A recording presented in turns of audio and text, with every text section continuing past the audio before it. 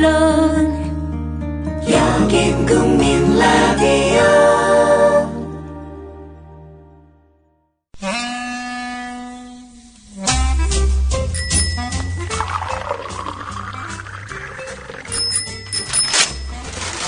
아침 신문 귀로 읽으세요. 김용민의 조간 브리핑. 안녕하십니까. 저는 인천공항에서 뉴욕까지 여러분과 함께할 막날라 기장입니다. Ladies and gentlemen. 이봐요, 스튜어디스.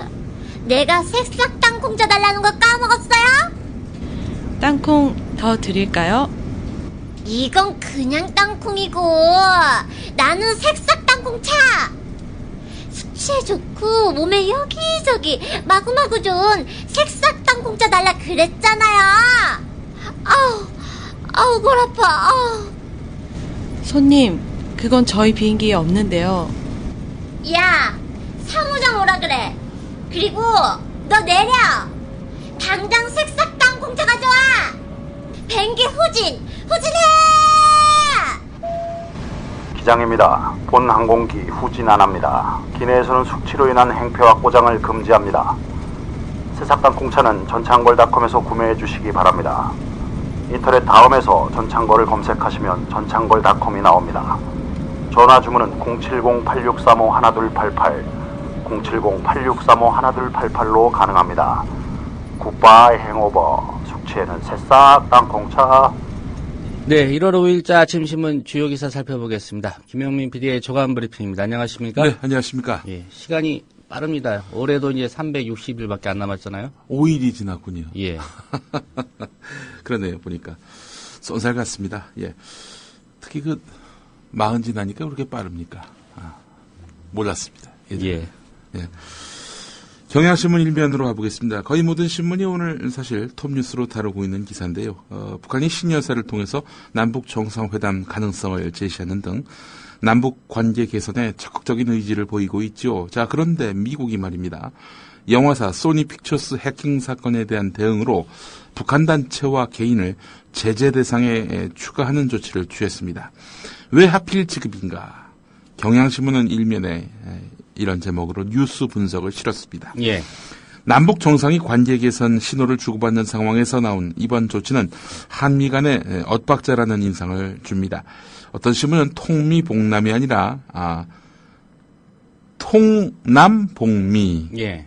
북한이 이런 처신을 하고 있는 거 아니냐라고 또 보고 있는데 사실 국내 일각에서는 미국이 박근혜 정부에게 남북 관계 개선 속도 조절을 요구하는 경고성 메시지를 보냈다는 해석까지 나오고 있는데요. 너무 빨리 관계 개선이 급진전되고 있다. 속도 조절하라. 이렇게 경고를 했다는 해석입니다. 하지만 한미 관계의 정통한 외교 소통은 미국은 소니 해킹을 북한 소행으로 발표하고 오바마가 대응을 이미 공언했기 때문에 뭔가 대책을 내놓지 않을 수 없는 상황이다. 이번 조치는 남북 관계와 무관한 것이다. 이렇게 설명을 했는데요. 예. 어차피 예정된 제재라면은 미국이 남북 관계에 발목을 잡는다는 오해를 사지 않기 위해서 조기에, 그러니까 남북 간 대화가 본격적으로 시작되기 전에 내놓는 게 좋다는 판단을 한 것으로 판단된다는 겁니다. 정부가 외교부 대변인 논평에서 오바마의 행정명령을 적절한 대응 조치라고 평가한 것도 같은 맥락이란 것이죠. 하지만 미국이 모든 종류의 남북관계 진전을 지지하는 것은 물론 아닙니다. 정부 당국자는 미국은 남북관계가 진전되고 긴장이 완화되는 것을 적극 지지하지만 남북 간 대규모 경협이 이루어지고 북한의 대규모 달러가 유입되는 단계에 이르게 되면 개입하게 될 것이다. 이렇게 말을 했는데 이와 관련해서 북한 외무성 대변인이 밝힌 내용이 있습니다. 우리에 대한 체질적인 거부감과 적대감에서 벗어나지 못한 구태의연한 조치다. 이런 말이었는데. 예. 그런데 이제 미국에 대해서는 비난했지만은 남한을 상대로는 비난을 자제했다는 점. 이게 주목된다는 겁니다. 예. 미국이 실제로 이런 입장이라면 오이사회 조치를 해제한다거나 금강산관광을 재개하는 문제가 우리 뜻대로 이렇게 우리만 의지를 갖고 있다고 될 문제는 아닌 것 같습니다. 글쎄 말입니다. 남북관계 문제에 있어서 일단 군사적 주도권 자체가 없기 때문에 또 그동안 이런 점을 고려해서 북한이 미국과의 직접 대화를 그동안 꾸준히 요구해 왔기 때문에 예. 남한과의 그런 해빙 무드 이게 과연 얼마나 실효성이 있을지 대화를 제안받은 쪽의 국민인 그런 저로서는 도저히 가늠할 길이 없습니다. 예. 미국의 대북 제재라는 게 사실 뭐 실효성 없잖아요. 지금 그렇죠. 절대로 돈줄을 잰 상태에서 예. 이거 한다고 해서 뭐 추가로 북한이 어떤 타격을 입을 것 같지는 않은데 예. 이 경향신문 헤드라인의 두 번째 줄처럼 예. 북한 돈줄이 복원될 때 미국이 개입할 수도 있다. 이런 예. 경고의 메시지가 아닌가 싶습니다. 예, 그렇습니다. 남한하고 직접 대화하지 말고 대화를 하더라도 미국과 해야 되는 것 아니냐 이런 신호를 보낸 것은 아닌지 하는 그런 추론도 해보게 됩니다. 예. 한겨레 일면으로 가보겠습니다. 2018년 평창 동계올림픽을 치르기 위해서 7,553억 원의 예산을 들여서 강원도에 새로 짓는 경기장과 개회식, 폐회식장 등 7곳 가운데 제대로 된 사후 활용 방안이 마련된 곳은 한 곳에 불과한 것으로 드러났습니다. 한겨레가 강원도의 정보 공개를 청구해서 받은 신설 경기장과 개회식, 폐회식장 등 7곳의 사후 활용 방안을 분석해 봤더니 사업 규모가 가장 작은 아이스하키 2경기장 한 곳만 운영 주체와 비용 분담 계획 등 사후 활용 방안이 마련된 것으로 나타났습니다. 예. 그런데 여기 보니까 아이스하키 2경기장은 가톨릭 관동대에서 교육, 시민체육시설로 활용한다는 거네요. 근데 이 가톨릭 관동대가 강릉에 있습니다. 뭐 비교적 큰 도시죠. 근데 나머지들은 지금 아직 그 사후 활용 방안이 마련되지 않은 곳들은 대체로 평창에 자리하고 있습니다. 사실 월드컵 경기장 끝난 다음에 프로축구에 활용한다 하더라도 제대로 활용이 잘 안 되고 있다라는 비판을 받고 있지 않습니까? 예. 뭐 그래도 그 경기장들은 대체로 대도시에 있습니다. 도청 소재지 아니면 광역시. 예. 서울엔 또 상암 경기장에 있고요. 그래서 어떻게든 활용이 가능하지만 평창은 인구가 불과 수만에 불과합니다. 올림픽 한번 치른다고 갑자기 어마어마한 인구가 유입될 가능성은 낮아 보이고요. 자, 그렇기 때문에 이 경기장 사후에 제대로 활용될 가능성이 있는지, 게다가 이게 무슨 사시사철 할 수 있는 스포츠 경기장도 아니고 겨울에만 활용할 수 있는 거 아니겠습니까? 예. 정밀한 사후 활용 방안이 세워지지 않으면은 이거 괜히 세워놓고 무용지물이 될 가능성이 있다는 거죠. 그래서 글쎄요. 이제 이 미디어 협동조합의 뭐 해맞이 상설 뭐 행사장으로 무상 제공한다면 모를까. 강원도 인구 자체가 또 원래 작지 않습니까? 그렇죠. 뭐 전인구 다 배도 한 150만 되는 걸로 알고 있는데. 예. 자, 그래서 강원도에다가 물어봤어요. 이게 정말 쓸데없으면 어떡할 거냐라고 했더니 쓸데없으면 철거한다. 이런 입장이라고 합니다. 그런데 말이죠. 이게 철거하는 비용이 적게 들 것 같지만 건설비에 맞먹는 돈이 들어갑니다. 강원도가 발주한 평창 올림픽 사후 활용 방안 용역 보고서를 보면은 중봉 활강 경기장을 철거할 경우 산림 복원과 설치물 철거비로 1,018억이 필요하다고 합니다. 이 경기장 건설 비용은 1,095억입니다. 철거 비용은 어떻게 할 거냐라고 물어보니까 강원도 측은 정부의 요구에서 확보하겠다. 뭐 이렇게 말했다고 합니다. 글쎄요, 정부가 지원해 줄까요? 글쎄 말입니다. 이 지금 뭐 누리과정 예산도 그렇게 논란 끝에 겨우 국회에서 합의를 하지 않았습니까? 글쎄 말입니다.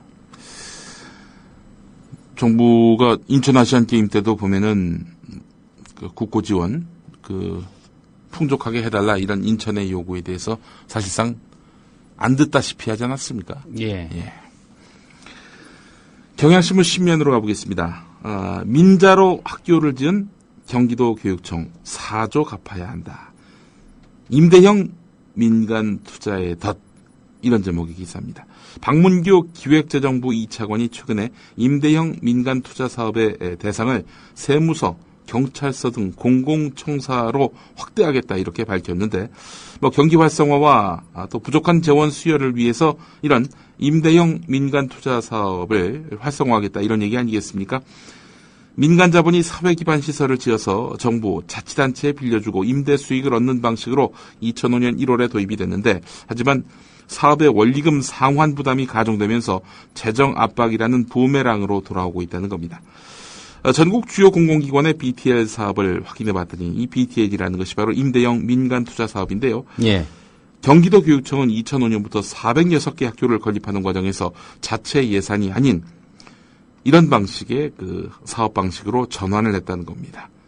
말하자면은 학교를 그 민간 기업이 지어주고 임대료 내면서 이제 이용한다는 거 아니겠습니까?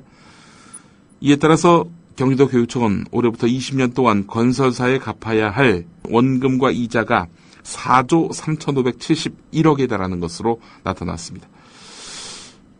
정부가 뭐 이런 그 민간 투자 사업 상환 재원을 지원하기로 했지만 뭐 보통 교부금 형식으로 말이죠. 하지만 경기 불황으로 세금이 잘 거치지 않아서 교부액이 감소해서 재정 압박이 가중되고 있는 형국입니다. 그래서 경기교육청은 2013년부터 이런 임대형 민간 투자 사업을 중단을 했다고 하는데 말이죠. 예. 뭐 나중에 또 그러겠네요. 무상급식 해가지고 돈이 없는 거 아니냐. 예. 앞으로는 이제 세무서도 민간이 지어서 임대해주고, 예. 경찰서도 그런다는 얘기죠. 예. 예. 해보니까 어마어마한 그런 빚덩이가 돼가지고 관청에 큰 그 빚이 되고 있는 이런 형국이어서 BTL을 도입했던 곳에서 저마다 포기하고 있는 흐름인데 중앙정부는 이거 좋네. 앞으로 더 도입을 해야 되겠네. 이러고 있다는 겁니다. 예. 뭐 그쪽도 뭐 한번 해보고 안 된다고 판단을 할 때 그런 다음에 이제 생각을 바꾸겠죠. 예. 군부대는 안 지어주는 거 아니죠? 군부대까지. 예. 이거 어떨까요? 그 동계올림픽 경기장도 BTL 방식으로 해보면은. 어떻게든 활용하겠죠. 민간은 돈 벌려고 하니까요. 예. 뭐 그 방식도 뭐 나쁘진 않을 것 같은데. 예. 근데 입찰 자체를 안 할 것 같습니다. 그 사람들이 돈 보고 시도를 할 텐데. 네, 글쎄 말입니다. 돈이 안 된다 싶으면 누가 하겠습니까? 네. 그러니까요. 한겨레 오면으로 가보겠습니다. 검찰이 정윤회 국정개입 보고서 사건과 관련해서 조응천 전 청와대 공직기강 비서관과 박관천 전 청와대 행정관이 꾸민 자작극으로 결론을 내고 오늘 중간 수사 결과를 발표합니다. 검찰은 지난달 31일 사전 구속영장이 기각된 조응천 전 비서관을 공무상 비밀 누설과 대통령 기록물 관리법 위반 혐의로 불구속 기소하기로 했습니다. 구속영장 청구했다가 기각당하는 그런 굴욕을 당했지만은 어쨌든 재판정에 세워서 끝까지 괴롭혀보겠다. 뭐 이런 거 아니겠습니까? 자, 그러나 조응천 전 비서관 쪽은 짜맞추기식 수사라고 반발하고 있고 야당도 특별검사가 재수사해야 한다는 입장을 보이고 있어서 논란이 수그러들지 않을 것으로 보이는데요. 자, 정윤회 보고서, 십상시 모임을 주요 내용으로 하는 보고서 아닙니까? 청와대 내부 권력투쟁 과정에서 작성됐다고 이렇게 검찰은 판단하고 있습니다. 당연히 그 내용과 관련해서 이 조응천, 박관천, 이 양천이 이 지금 이른바 문고리 권력 3인방 또 정윤회 씨 이런 사람들을 몰아내기 위해서 주도권을 가져오기 위해서 이 사람들 가짜의 사실을 만들어가지고 이렇게 문건으로 작성해서 이들을 괴롭히려 했다라는 것이 이제 검찰 수사 결과 아니겠습니까? 그래서 검찰은 정윤회 보고서 내용은 날조라고 결론을 내린 그런 상태입니다.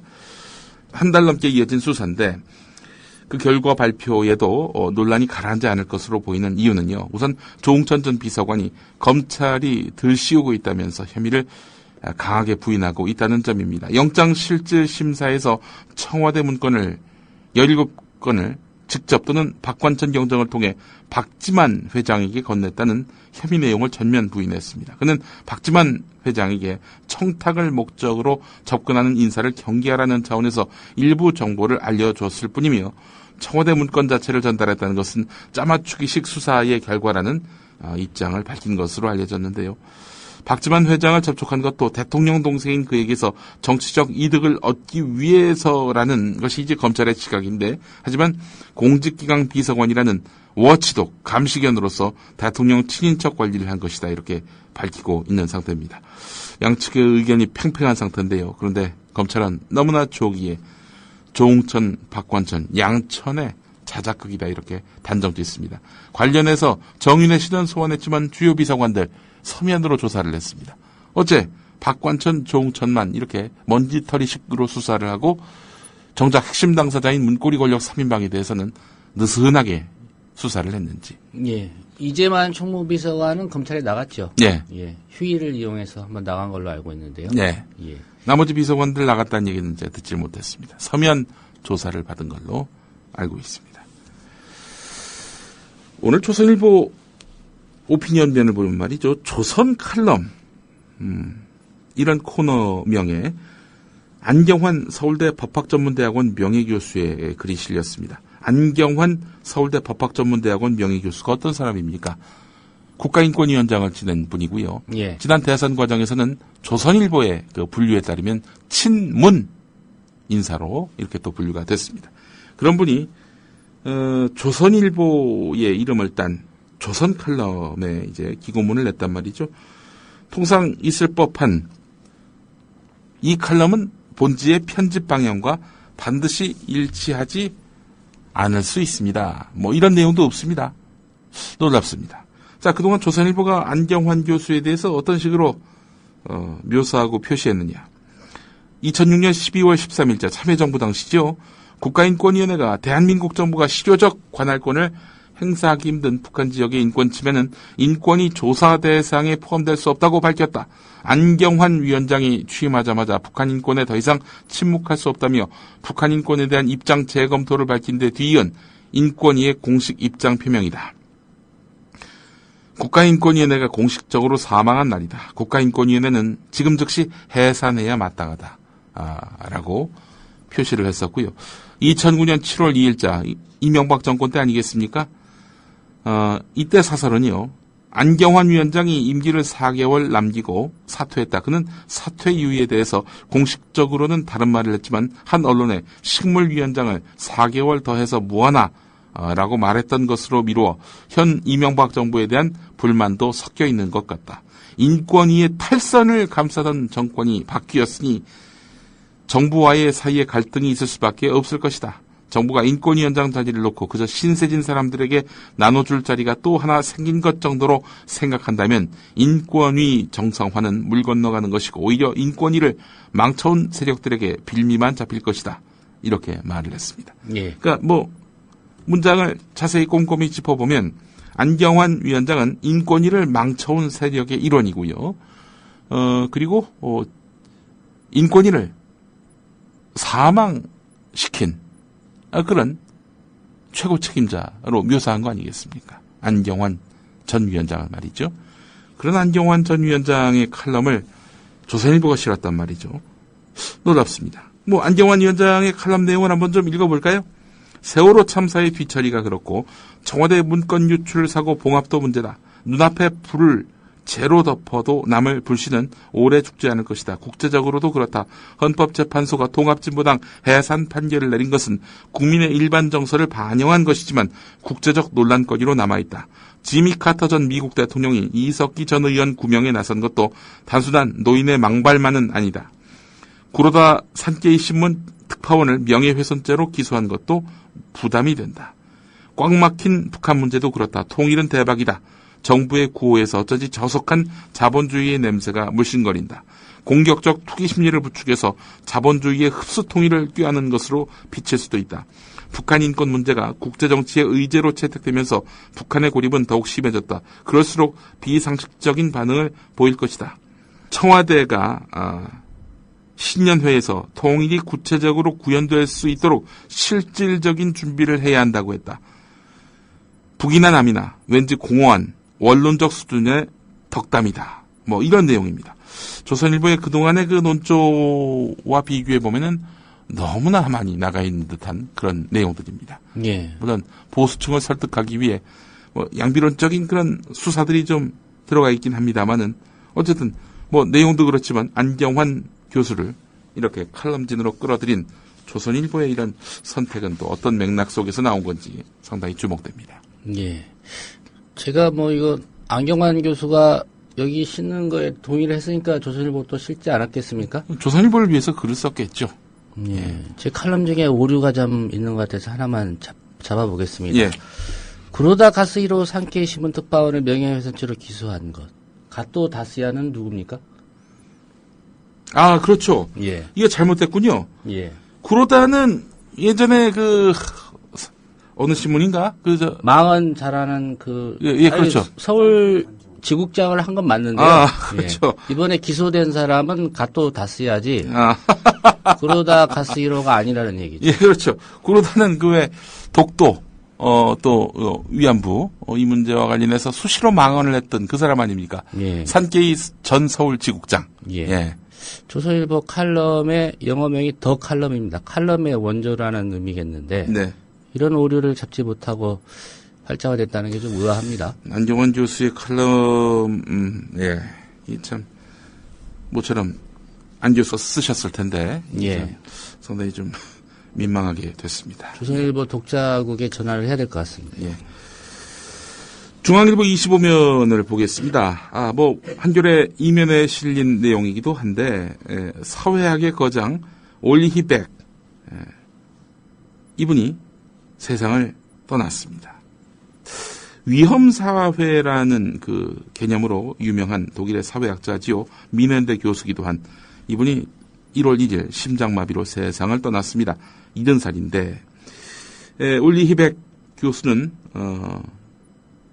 1980년대 이후 전 세계에서 가장 유명하고 많이 인용되는 사회학자 중에 한 명이었습니다.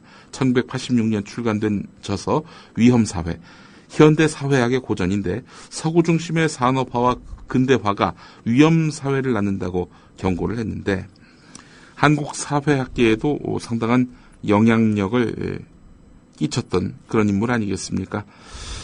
지금 우리에게 요구되는 것은 근대 산업사회의 성취를 겸허히 되돌아보고 반성하는 성찰적 근대화라는 것이다.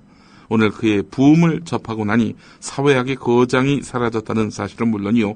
겸손한 학문으로서의 사회학하기에 천착해온 영적 동반자를 잃었다는 점에서 애도의 마음을 거둘 수 없다. 김문조 고려대 교수의 글을 이렇게 부고 형식의 기사로 만들었습니다. 중앙일보 25면에 실렸는데 예. 사실은 이 좌파 사상으로 또 분류됐던 올리백 교수 아니겠습니까? 보수신문으로부터 말이죠. 그런데 이분을 또 이렇게 조명하는군요.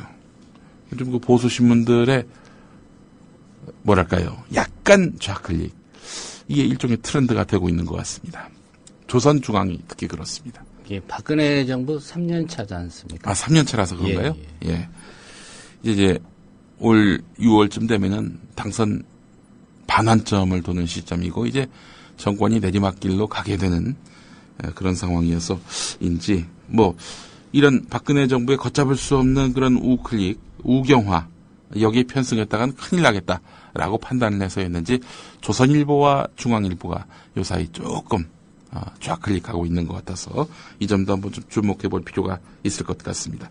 중앙일보 오늘 30면을 보더라도 이훈범 논설위원회 칼럼 이게 과연 조중동으로 묶을 수 있는 새누리당과 정치적 이익을 같이 하는 그런 어떤 신문으로서의 중앙일보의 평소 이미지와는 많이 다른 그런 내용의 칼럼이 있습니다.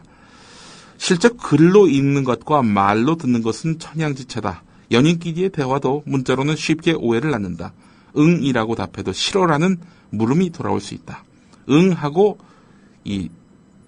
뭐라고 하죠 이걸? 왜 웃음을 표시하는 그 이모티콘인가요? 예, 눈썹 모양이죠. 눈썹 모양. 예. 응 하고 이제 웃음을 표시를 해줘야 오해가 없다. 직접 말할 때 피할 수 있는 오해들이다. 복잡한 내용을 한두 장으로 요약한 보고서는 더 말할 필요가 없다. 혼자서 읽는 것과 설명을 듣는 게 이해의 정도가 같을 수가 없다. 결단을 요구하는 보고서일 경우는 특히 더하다. 이게 누구를 향해서 하는 얘기입니까? 혼자 밤새 보고서를 읽는다는 박근혜 대통령을 겨냥한 얘기입니다. 보고서에 늘 진실만 담기는 것이 아니라 이익과 입맛에 따라서 사심과 왜곡이 MSG처럼 버무려질 수 있다. 의존도가 높을수록 조미료 종류도 다양해진다.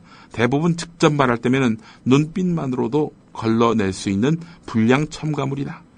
대면, 그러니까 직접 얼굴과 얼굴을 맞대는 이런 대면의 진짜 힘은 따로 있다. 청와대가 대면 보고에 취약한 구조라는 게 문제가 되는 것도 이 때문이다. 다름 아닌 토론이다. 보고받고 지시하는 걸로 끝나는 것이 아니라 머리와 머리 또는 머리들을 맞대 더 나은 아이디어를 찾아내는 것이다. 이렇게 할 수만 있다면 역설적으로 청와대 구조는 문제가 되지 않는다. 이렇게 이야기를 했습니다. 대통령 보고 직접 대면해서 보고를 받아라. 혹은 예. 토론을 붙여라. 이런 얘기인데. 제목도 셉니다. 네. 비정상의 정상화는 청와대부터. 네. 예. 대면의 힘. 기대할 걸 기대하는 게 맞지 않겠나라는 생각도 해보고요. 예.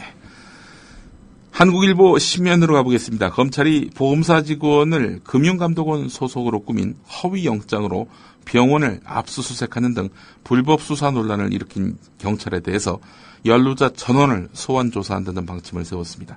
검찰은 경찰의 공권력 행사에 심각한 문제가 있었다는 판단 아래 본격적으로 수사에 착수했습니다. 이게 무슨 얘기냐?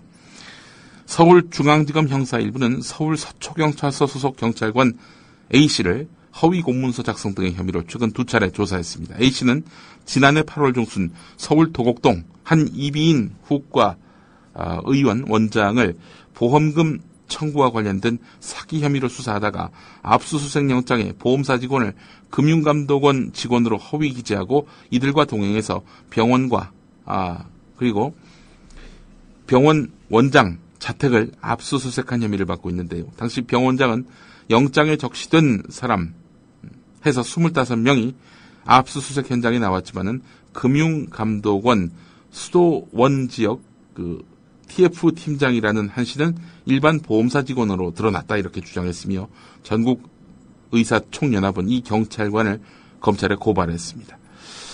검찰은 이들을 상대로 압수수색 당시에 수술이 한창 진행 중인 수술방에 들어가서 의료 행위를 방해한 것과 영장에 기재되지 않은 이런 이비인후과 원장의 자택을 임의로 압수수색했다는 의혹에 대해서 조사할 계획인데요. 자, 이 검찰, 만약에,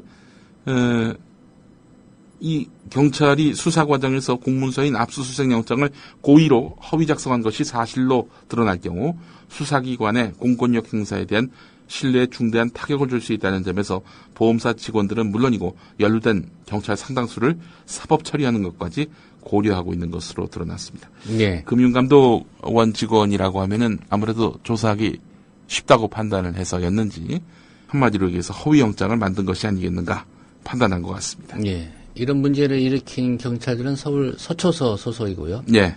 이 사건은 검찰의 지휘를 받아서 서울 다른 경찰서에서 수사를 하고 있군요. 수서경찰서에서 수사하고 있습니다. 예. 경찰이 경찰을 지금 일단 수사를 기초 수사를 하고 있는 거군요. 예. 예.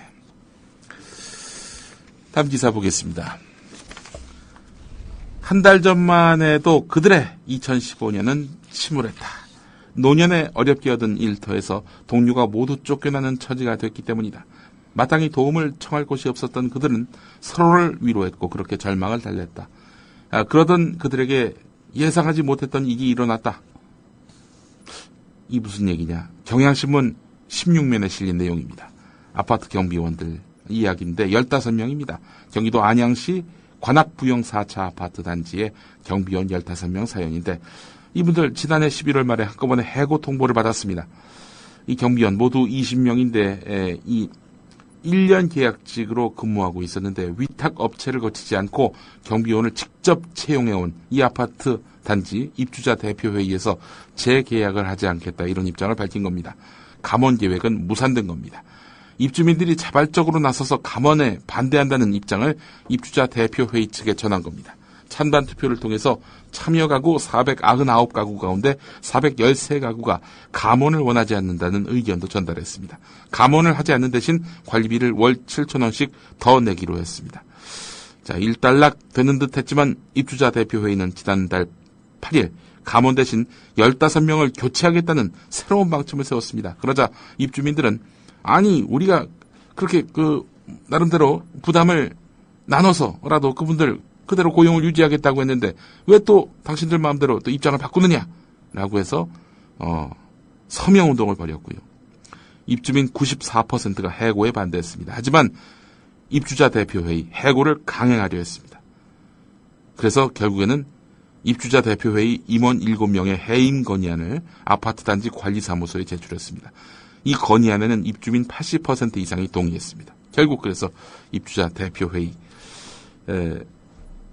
그리고 주민 비상대책위원회는 지난 1일 이들을 전원 고용한다는데 합의를 했습니다. 주민들이 아파트 경비원 대량 해고를 막아낸 겁니다. 예.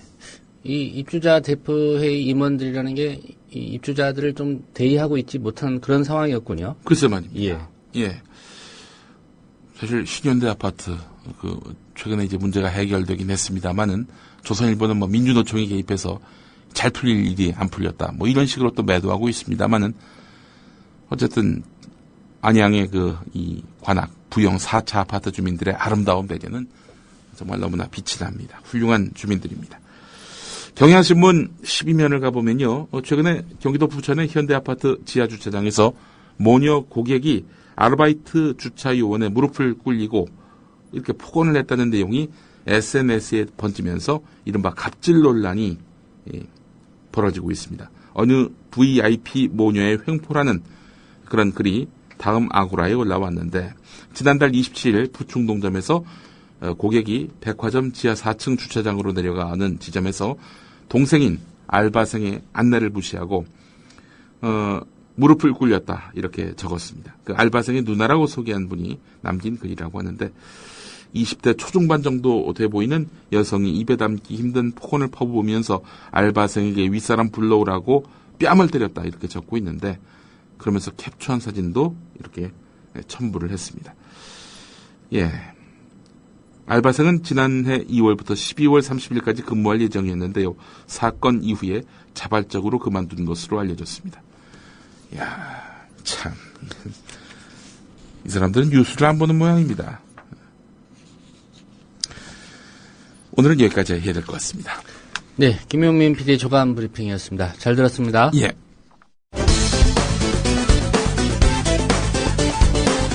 정윤의 문건 유출 파문의 배후로 낙인 찍힌 조응천. 그가 검찰에 출두할 때 제 가족이나 부하 직원들에게 부끄러운 짓을 한 적이 없습니다. 오늘 검찰에서 제가 알고 있는 진실을 성심성의껏 최대한 성실하게 전달을 할 수 있도록 하겠습니다. 올해 중 가장 추운 날이라는데 여러분들 정말 밖에서 고생이 너무 많으십니다. 모 언론 인터뷰에서 6할 이상 맞다고 하셨는데 지금도 그 생각 변화? 그건 올라가서 말씀드릴게요. 그 오시기 전에 박경정하고 통화를 하셨나요? 그거 올라가서 말씀드릴게요. 그 친구 통화 안 했습니다. 그건 통화 내역 하시면 아시겠고요. 문건 유출 과정에 알고 계신 거 있으세요? 그거 올라가서 얘기할게요. 유출 3자가 유출했다고 말씀하셨는데 올라가서 얘기할게요. 예. 유출에 전혀 개입은 안 하셨다는 입장이신가요? 저는 전혀 부끄러운 짓을 한 일이 없습니다. 올라가서 말씀드릴게요.